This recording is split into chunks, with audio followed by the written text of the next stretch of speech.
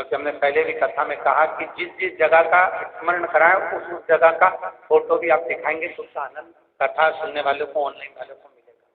पहला होता है पणती दिया।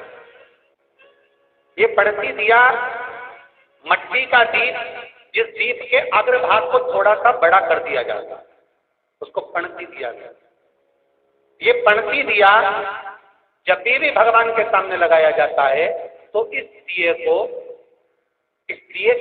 सम्मुख में जब रखा जाता है तो दिए का जो लौकिक मुख होता है वो अपनी ओर होना चाहिए। पणती दिए की जो लो है, बाती है, उसका मुख अपनी ओर होना चाहिए। विष्णु पुराण कहती है अगर इस दिए की बाती भगवान की ओर रहती है तो हमें तपन की अनुभूति होती है, पर इस दिए की बाती जब हमारी ओर होती है तो हमारे शरीर में कोई बड़ी बीमारी आने वाली होती है तो वो कट जाती है।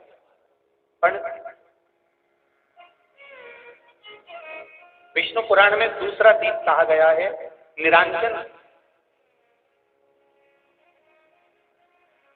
विष्णु पुराण में दूसरे दीप का वर्णन निरंजन। जिस निरंजन दीप में महाराज आपने देखा होगा डमरू जैसी आकृति होती है। अगर चैनल से कथा देख रहे होगे तो इनके पास में अगर होगा तो अवश्य दिखाएंगे। निरंजन, इस निरंजन दीप में डमरू की आकृति होती है, रखने का भाग और ऊपर का भाग इस तरह, और ऊपर उसमें दिए लगाए के लिए बाती का स्थान रहता है। किसी किसी में 5 कंगूरे होते हैं, किसी किसी में 6 कंगूरे होते हैं। इसको निरंजन दीप है। महाराज विष्णु पुराण के 5वें अंश में लिखा गया निरंजन दीप भगवान के सम्मुख में राइट भाग में लगाया जाता है। भगवान का जो स्थान होता है, भगवान का जो मंदिर होता है, भगवान का राइट, आपका होगा लेफ्ट। ठीक है, आप भगवान के सामने बैठोगे तो भगवान का राइट, आपका लेफ्ट। तो आप जब लगाएंगे तो आप लेफ्ट में लगाएंगे, आपका लेफ्ट होगा और भगवान का वो भाग राइट है। भगवान के सीधे हाथ भी हो सकता है ना। निरंजन, निरंजन दीप कभी भी तेल का नहीं लगता।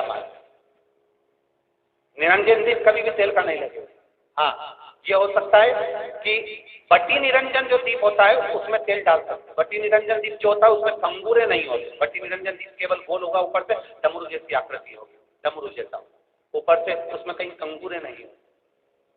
महाराज अगर आप चैनल पर देख रहे होंगे तो बटी निरंजन दीप का भी वर्णन आपको दिखाया जा रहा होगा। बटी निरंजन जो दीप होता है वो केवल डमरू की आकृति में होता है, उसमें कोई कंगूरे नहीं होते। पर निरंजन जो दीप होता है उसमें कंगूरे होते हैं। तो जो निरंजन दीप होता है उसमें कभी तेल नहीं डाला जाता। निरंजन दीप को हमेशा घृत से ही लगाया जाता है। पर बटी निरंजन जो दीप होता है उसमें आप तेल डाल सकते हैं। बटी निरंजन दीप जो लगाएंगे वो तेल का लगा सकते, पर निरंजन में कभी तेल नहीं डाला जाता। क्यों नहीं डालते?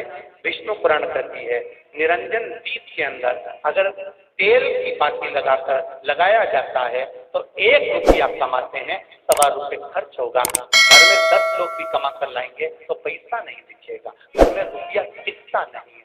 अर्थात निरंजन दीप में आप तेल की बाती लगा रहे हो, ये सिद्ध हो चुका।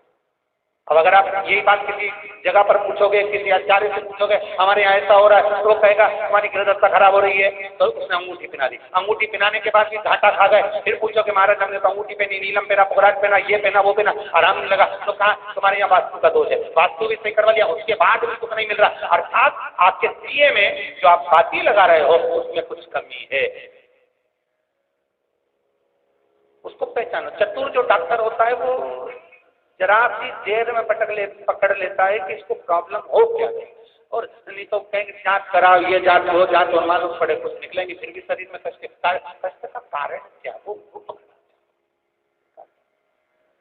मतलब आप 1 रुपया कमा रहे हो, 1.25 रुपया अगर खर्च हो रहा है तो निरंजन जो दीप है उसमें तेल की बाती लग रही है, ये पक्का है, ये पक्का है। मतलब घर में पैसा टिक नहीं, पैसा आ तो बहुत रहा है, बहू भी कमा रही, बेटा भी कमा रहा, दुकान से भी आ रहा है, किराए से मकान भी चल रहा है, वहां से भी बहुत कुछ आ रहा है, पर आखिर पैसा टिकता क्यों नहीं है? आया 1 लाख रुपए रात को आए, 2-3 दिन में चले गए। बची नहीं कुछ, बचने के बाद बेचारी वो माई के साथ अल्लाह के जोड़ को तो बताती नहीं, अच्छा थोड़ा सा, पर कमाई का धन नहीं दिख रहा। मतलब निरंजन जो दीप है, निरंजन दीप जिसमें ऊपर कंगूरे बने रहे 5, 6, 7 डमरू की आकृति का रहता, पर उसमें कंगूरे बने रहते निरंजन, उसमें जरूर आप तेल डालकर जला रहे हो, इसलिए धन दिख नहीं रहा, संपदा दिख नहीं, वैभव उसमें केवल घी की ही बात है। और महाराज बटी निरंजन जो दीप होता है उसके अंदर आप तेल डालकर जला सकते। बटी निरंजन जो दीप होता है ये आप किसी भी स्थान पर लगाओगे, सबसे पहले पितृ इससे भाग ग्रहण करते हैं, देवता को देते हैं, देवता उससे भाग ग्रहण कर कर कुबेर को प्रदान करते हैं, कुबेर उससे भाग लेकर शिव को प्रदान करता है। भगवान शंकर बटु भैरव को कहकर घर का उद्धार करते, इसीलिए इसको कहते बटी निरंजन, इसमें कंगूरे नहीं होते।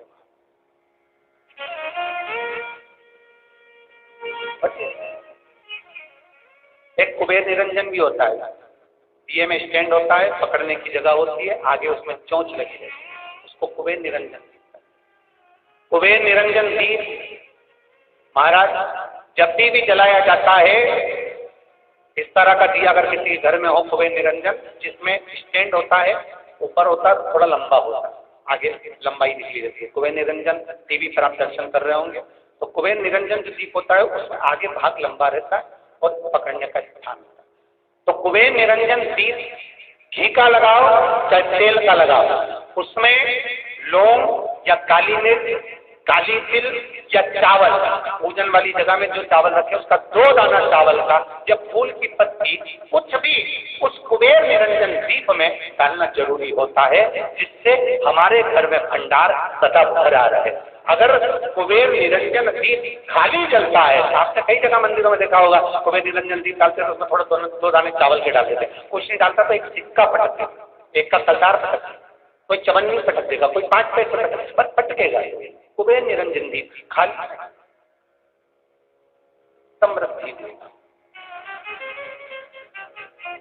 महाराज आनंद की अनुभूति कराए,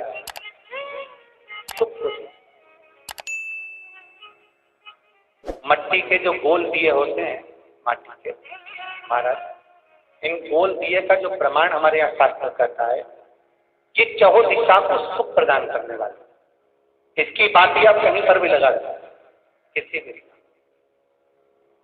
आटे का जो दिया बनाते हो घर के अंदर, कभी आपने पूजन करी होगी तो आटे के दिया बनाओगे, अभी आप अपने कार्तिक पूर्णिमा के दिन विसर्जन करने जाओगे, घाट पर लगाने जाओगे आटे का दिया, तो आटे का जो दिया लगाते हैं, इसकी बाती हमेशा याद रखो कि अगर 4 दिए लगा रहे हो तो चारों दिशा में बाती होना चाहिए, मतलब बाती एक ही रखो पर 4 दिए को 4 दिशा की ओर निर्मित कर रख दीजिए। उसका